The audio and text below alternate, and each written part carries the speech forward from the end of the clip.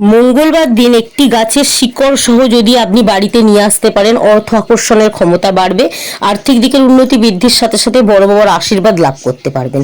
বড় বাবার যদি কুদৃষ্টি আপনার উপর পড়ে, সকল গ্রহ যদি আপনার অশান্ত থাকে, তাহলে সকল গ্রহকে কিন্তু শান্ত করতে পারবেন এই একটি গাছ যদি শিকড় সহ বাড়িতে আনতে পারেন। কিবার না মঙ্গলবার, মাথায় রাখবেন।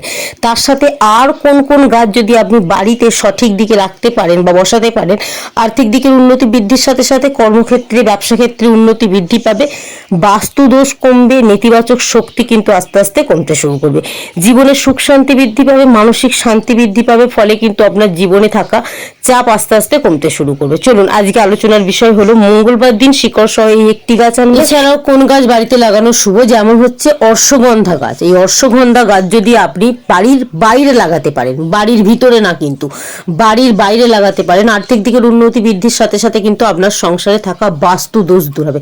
তবে বারবার বলছি, বাড়ির ভিতরে বসাবেন না, বাড়ির বাইরে বসাবেন। দ্বিতীয় গাছটি হলো অশোক গাছ। এই অশোক গাছ কিন্তু বাড়ির ভিতরে বসানোটা অত্যন্ত শুভ বলে মনে করা হয়। তবে এই গাছটি বসাবার সময় কিন্তু মাথায় রাখবেন, এই গাছটি বসালে কিন্তু আপনার সংসারে থাকা বাস্তু ত্রুটি দূর হয়, এবং বাস্তু ত্রুটি যেমন দূর হয়, তার সাথে কিন্তু অতিরিক্ত পরিমাণে ইতিবাচক শক্তির পরিমাণ আমাদের সংসারে বাড়ে, ফলে কিন্তু আমাদের জীবনে সুখ শান্তি সব সময় বজায় থাকে। তো অবশ্যই কিন্তু আপনি বাড়ির ভেতরে এই অশোক গাছ লাগাতে ভুলবেন না।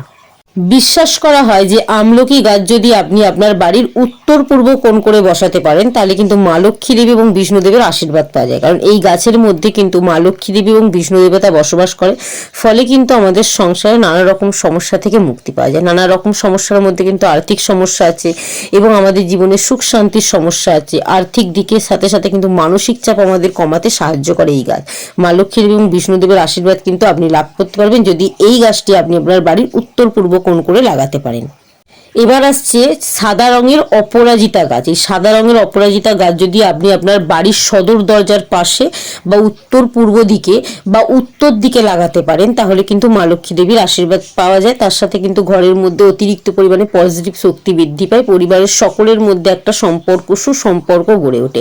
জ্যোতিষশাস্ত্র বলছে মঙ্গলবার দিন শিকড় সহ যদি এই গাছটি আপনি আপনার বাড়িতে আনতে পারেন, আপনার বাড়িতে অর্থ আকর্ষণের সাথে সাথে নেতিবাচক শক্তি কমবে। গাছটির নাম হচ্ছে চিতা গাছ বা অপমার্গ গাছ।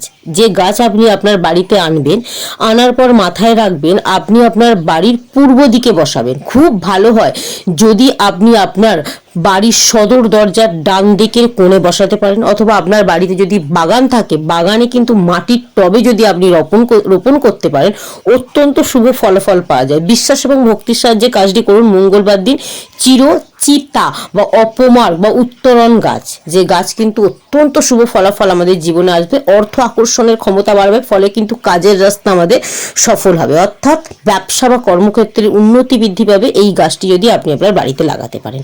তবে সদর দরজার ডান দিকের কোণে লাগাবেন, বাগানের টবে লাগাতে পারেন, বা বাড়ির পূর্ব দিকে লাগাতে পারেন। যদি পূর্ব দিকে সম্ভব না হয়, উত্তর পূর্ব কোণ করে কিন্তু আপনি আপনার বাড়ির কোণে এই গাছটি লাগিয়ে ফেলুন, অত্যন্ত শুভ।